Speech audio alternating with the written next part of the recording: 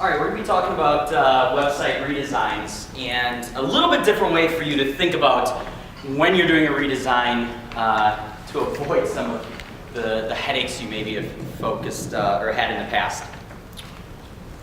Sir Edmund Hillary is probably one of the most inspiring people you have never heard of. But for those of you who are familiar with the British history, this man set out on a journey. In 1953, he had a vision in mind. He wanted to reach the top of Mount Everest, 29,000 feet above sea level, something that had never been done before. Now, that's not to say that it hadn't been attempted. It had been attempted many times before, and people had perished along the way. But Edmund had a vision, and he wanted to get to the top of Everest. So you could say that he had his work cut out for him. There we go. You could say that he had his work cut out for him. So he started out setting up a team. He needed experts that could lead him along this journey as he was climbing to the Everest. He assembled 400 people to help him along the way. He needed resources. He had to go to the British government to get enough money, enough funding for this project to get to the top of Everest. And they carried 10,000 pounds worth of resources up the side of the mountain. Edmund had to plan it. Their team, this was a 3-month journey to get to the top of Everest. And they had to spend months and months planning out every single detail because they needed to make sure that they did not travel the wrong path or fall into some type of trap that would hurt him and his team.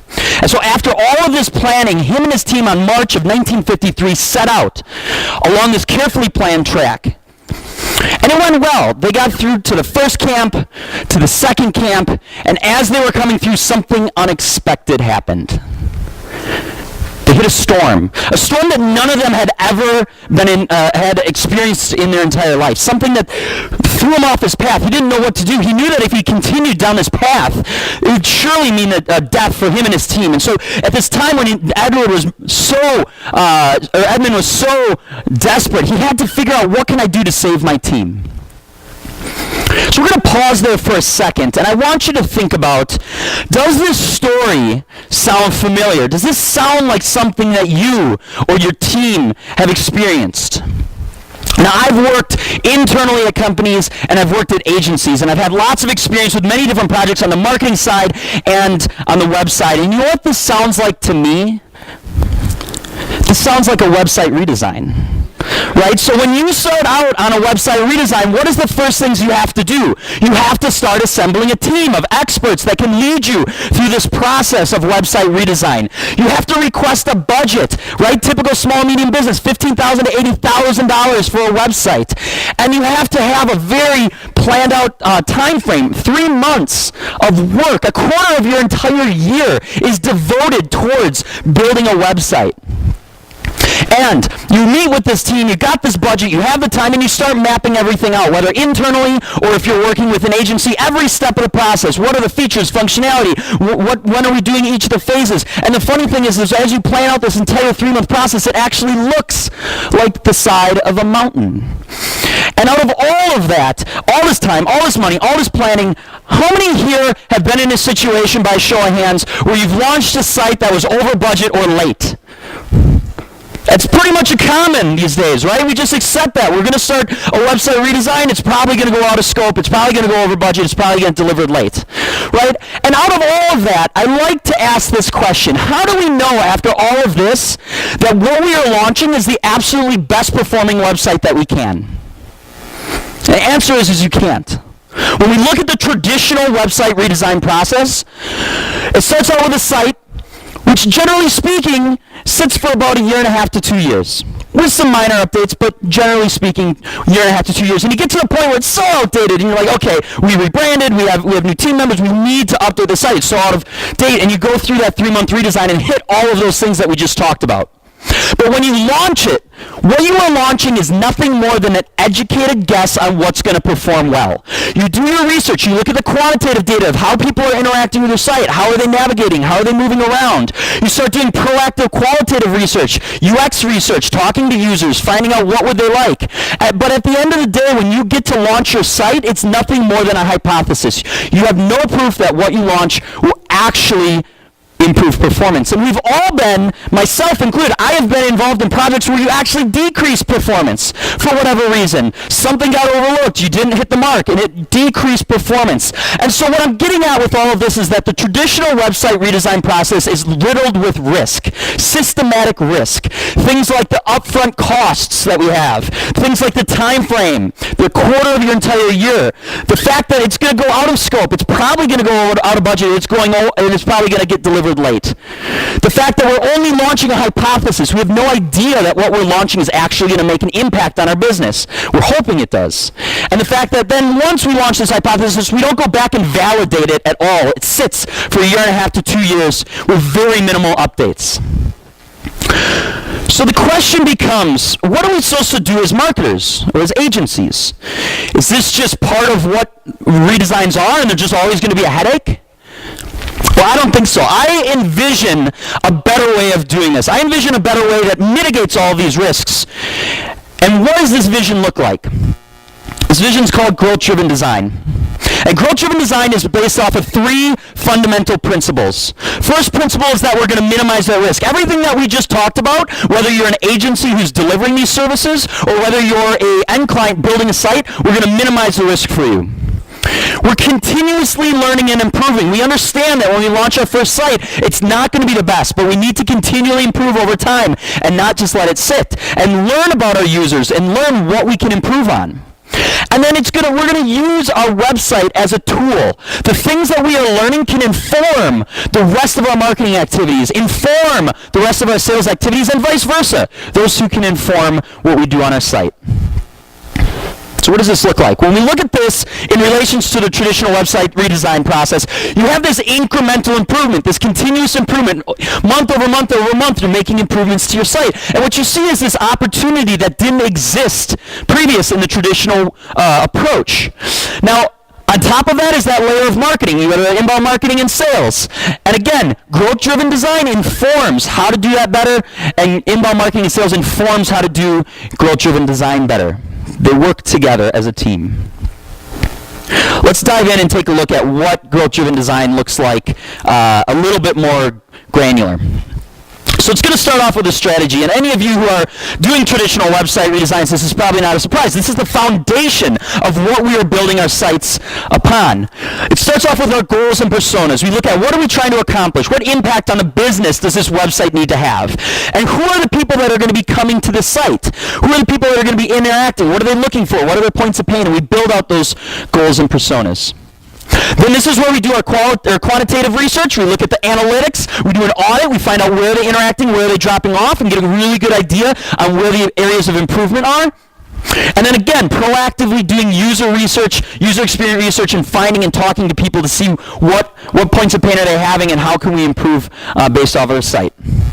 From here, we can start making some fundamental assumptions about our users. Why are they coming to us? When would they come to our site? How would they come to their site? How can we best serve our users? And that assumption allows us to start thinking about our both a global strategy for the website, but also drilling down to each individual page. What is the strategy of that, and how does that fit into the fundamental assumptions we're making on our users? And out of all of this, the goal of this is to create what we call a wish list. So you've got all these ideas, you do all your research, you come up with some strategies, and between you, or if you're working at an agency, your clients, but your team puts together all of these ideas of features and functionality and design elements that you want on the site. And it's this long list of 70 to 150 different things you want on the site. And that'll bring us into our second phase, which is a Launchpad website.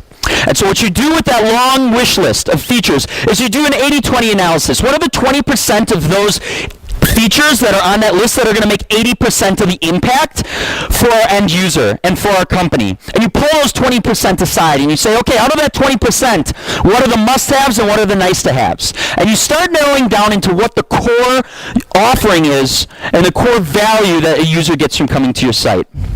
And then from there, you can take those core features and start running them through probably what you normally would think of for the web design process, things like messaging and content and architecture, UX, navigation, wireframes, design, and dev. The normal things you would go through when you're building a site. You're going to still do some simple UX testing. You want to make sure that we're going in the right direction along this path as we're doing messaging, as we're doing wireframes. Can we get some feedback along the way to make sure we're moving in the right direction, right? Pretty similar to what we're doing. And setting up all the data collection. So based off of the assumptions that we've made and based off of the impact we think we'll make, what do we need to track to make sure that that actually has the impact that we assume?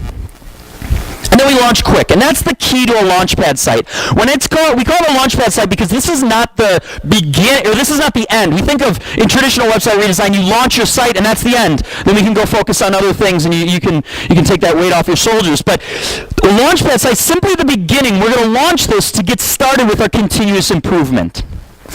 And so the question becomes, what do we do after this, right? We launch quick, we have a core site, a Launchpad site. Where does the continuous improvement come in? Well, you have this really big laundry list of ideas, of all these features and functionality and things that you didn't include in the core Launchpad website. And those features are going to fit in within a few different buckets. The first bucket is going to be anything related to boosting conversion. So activities think around conversion rate optimization, whether that's testing conversion points, looking at the ways users are moving in the funnel they're going through and improving the user paths, testing value props in your messaging, things that are going to result in conversions of leads or whatever you're measuring for conversions on the site. For most of you, it's probably leads. The second bucket is what activities are going to improve the user experience. So, of course, these go hand in hand in a lot of ways, but there are some distinct different activities that improve user experience. Things like testing, how do we lay out the blog? How do we do our tagging? How do I do our categorization to best allow users to find the content that they're looking at? What kind of mobile experience are we giving? And you can start thinking about some of these things inside of this bucket and add those to your wish list. It could be personalizing. So we learned a number of years ago that sending out one mass email to our entire list resulted in very poor performance. And we got smart and we said, okay, let's start segmenting our list and changing different types of content, different types of emails for the different lists. And we started seeing an increase in results. And we can take that same approach with our website. Not every person that comes to our site is going to be interested in the same content. So how do we tailor versus based off of interests, tailor the content and dynamically change what we show based off of devices or countries or previous actions they've had on the site? And the last major bucket is building marketing assets. So when you think of a marketing asset, or when you think of a business asset is like machines or vehicles or technology. Those are assets, things that hold value to the business. But just like the business has assets, our marketing department has assets as well. Our website, number one marketing asset. Our blog, our social following, our email list, those are assets. So how can we build more things that hold value to not only ourselves as the company, but also to our users? And a good example of that is HubSpot's Marketing Grader. Okay, so marketinggrader.com, it's a great tool. You can enter your website in, provides a great detailed list of improvements you can make, holds a ton of value for users, and we at HubSpot have had a ton of value in the traffic that's coming through there. That's a marketing asset for HubSpot. Or could be from Moz. They have their Google algorithm change history log. So anytime a change in the Google algorithm has happened, they document that. And they've said that it's given them tons of inbound links. It's a huge asset from an SEO perspective. And it gets tons of traffic. It's, again, a marketing asset. So how do we start incorporating things on our wish list that we can build into marketing assets for ourselves or for our clients if you're an agency? And of course, there's going to be general website updates that happen. Things like new team members, things like events, all of those things that you need to have based off of just updating the website. So you have this really long list of things that you want to include. And it's agile, but for everyone, we need to make sure that we're spending our time in the most valuable places. So for each action item, we're going to create a hypothesis statement, which looks like this. For Marketing Mary, who's our persona, Marketing Mary visiting the pricing page, so what specific page are we talking about? We believe that changing the enterprise pricing, or the status quo item, into request a quote, what is the new feature you're proposing, will result in a boost in marketing qualified lead conversion on this page by 10%. What impact is that going to have? Okay? We believe this to be true because, and you're going to cite some type of research you've done, whether that's something you learned in a previous experiment through a previous cycle, whether that's some UX research that you've done, whether that's data that you've dug and found out, what makes you believe that this is true? And then you're going to do 4 things after that. At the bottom, kind of housekeeping things, you're going to put what expected impact does this action item going to have to the business and to the end user, and put a point value on there. What required effort is it going to take to put this live? What metrics are we going to measure for this specific item to test whether our assumption was correct? And then lastly, what is the definition of this being complete? And that's important because if you go to implement that and you don't outline all of the steps it takes to complete this action item, if you get skewed results, you can always say, well, we didn't do all the steps, so that's probably why it didn't work out well. And so having a definition of complete makes sure that you've done things properly. So you're going to go through your wish list and add this to each of the items that you'd like to implement on the site. And what you see is you can start prioritizing based off of impact. Prioritize based off a high, medium, and low impact that these wish list items and these action items are going to have. And so once you've prioritized them, from there you can start going into the continuous improvement model of growth-driven design. And for those of you who already have websites, you're like, oh, we just spent 3 months launching ours, and we launched it a couple months ago. You can skip the first part, skip the strategy, skip the Launchpad site. You already have a Launchpad site. That's your existing site. You can move on to this. And it all starts with our user. Every action that we should think about implementing on our site, we need to relate it back to what impact this has on the user. Around the user, we have a few different phases. We're going to break down each one of these in detail, in just a little more detail in just a second. The first one is planning, figuring out what are we going to be working on, what's the most impactful items. Then we get into the development phase, where we start thinking about, okay, let's actually start implementing and building these things into our site. The learning phase, so that's where after we've implemented them and we're collecting data and seeing whether we can validate our assumptions that we made in the hypothesis or not. And what are we learning about the user along the way? And then we can transfer that. So after we finish the most impactful thing, whatever we find from the learning phase, we go to our sales team, we go to our marketing team, and we report and say, this is what we've learned about the user. Here's some recommendations on how to improve your marketing. And then the cycle repeats. Let's take a look at what these look like a little more detail. So the first one is the planning phase. And you're going to start off by looking at the performance of the existing site or existing page based off of the goals that you originally were setting out to achieve. And that's going to give you some idea of where the most impactful items can fit. Coming out of that, sometimes you have to do some additional research, you have to do some additional data digging to make sure that these are the right things that we should be focusing on, so you can work on that in the planning phase. And then you go talk to your marketing team and your sales team and figure out what have they learned about the user that maybe you can implement on the site. So a good example of this is, let's say they wrote a blog post that's just crushing it, like being shared, it's got a ton of traffic, and in the blog post talks about a specific point of pain and gives a little bit of solution. And so they learned in the marketing team a point of pain that resonates with the user. So now that we know that resonates, let's go back and figure out what do we need to change on the site to make a more impactful experience for the user on the actual site. And again, that could be translated into the sales team as well. Then you can brainstorm and prioritize, like we just talked about, writing out your hypothesis, weighting them based off of impact, and deciding what you want to work on, and eventually planning out your sprint cycle. So for this cycle, what are the action items we're going to 100% accomplish? And then some of you are probably saying, okay, Luke, this sounds great, but I want to see the process. I want to dig in deeper. For the sake of time, this is a 25-minute talk. We have a deep dive training at growthdrivendesign.com that you can go to, sign up for. The course is not open for registration yet, but you can sign up to get notified when it is, and it'll give you all the detailed step-by-step on how to implement this at your company, or if you're at an agency, how to run it through with the agency. So the next phase is develop. So this is where you actually start implementing the stuff. All of those most impactful items that came out of that wish list, let's start building them out. This is all hands on deck. Everyone that's on the team is going to get involved so that we can get these done in an efficient manner. Make sure that they have all those items completed before we move on to the next action item. We're going to set up the validation tracking. So whatever metrics we listed at the bottom of the card for measuring success, we're going to set that up and make sure that we can go back once we've collected the data and validate our assumptions.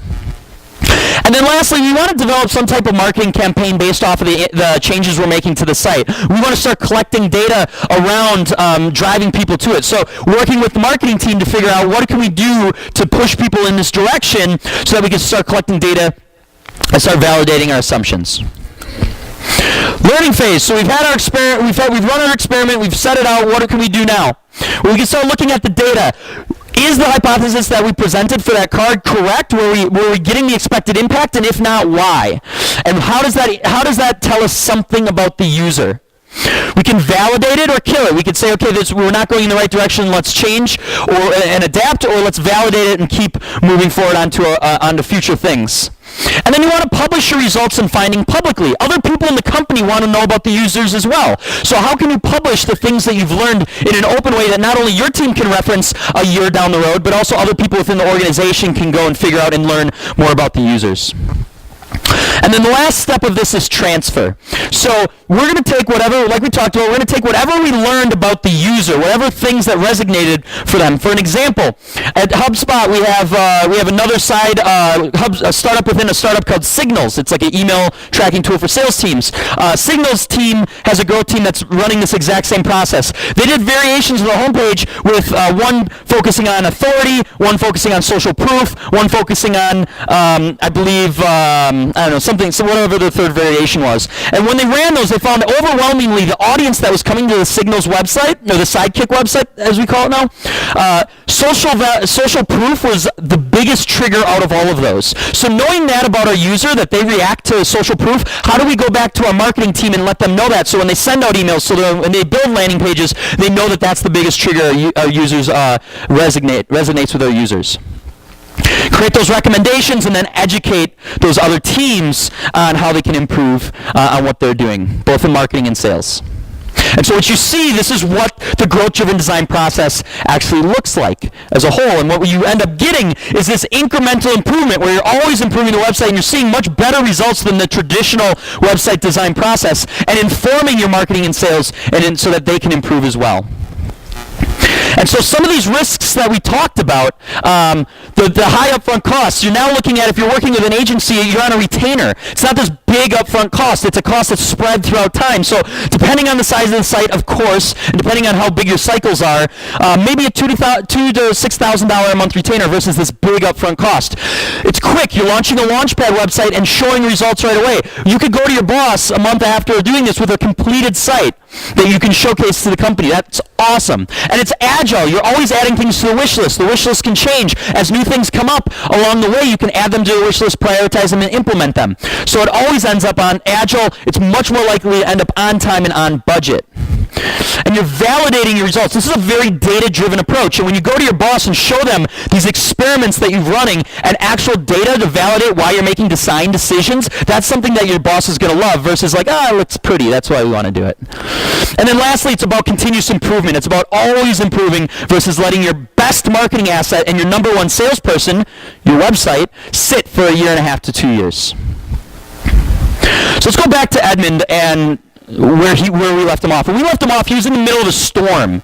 He had a decision to make, because if they continued on that carefully planned out route, it would for sure mean death for his team. And so in this time when Edmund was just so desperate and didn't know what to do and what to do, he decided, I can do something about this. I don't have to go through that carefully planned out track. I can adapt based off of the conditions, based off of how much snow is coming down, how much visibility I have, what obstacles I see in my path. I can change. And so he adapted and didn't follow the original set out plan. And what we found is, lo and behold, on March 28th, 1953 at 11:30 a.m., Edmund and his partner reached the peak of Everest. They were the first team to reach there. And I'll close out this talk with a quote from Edmund. He says, I will come again and conquer you, because as a mountain you cannot grow, but as a human I can. And so for those of you in here that are agencies and marketers, I'm asking you to take a step back and evaluate the process that you go through in your website redesigns and grow. Grow as a marketer, grow as an agency, and think of a better process for not only better results, but also less minimizing the risk in the process as well. If you're interested in this, there's a ton to talk about here. Like I said, growthdrivendesign.com. You can go and sign up for this deep dive course and learn exactly step by step. We have templates. We have like a step-by-step process. We have best practices. Lays all of this out for you and gets you hitting the ground running. The course is currently closed, but you can sign up for notifications when it opens again. And it's a free course. These are both free courses. If you're an agency, we have an agency blueprint to talk about how do you offer these retainer services, these website retainer services, and shift from website projects to website retainers, and how do you market, sell, and service that. That again is registration will be available. You can sign up for notifications. So appreciate your time, and thank you.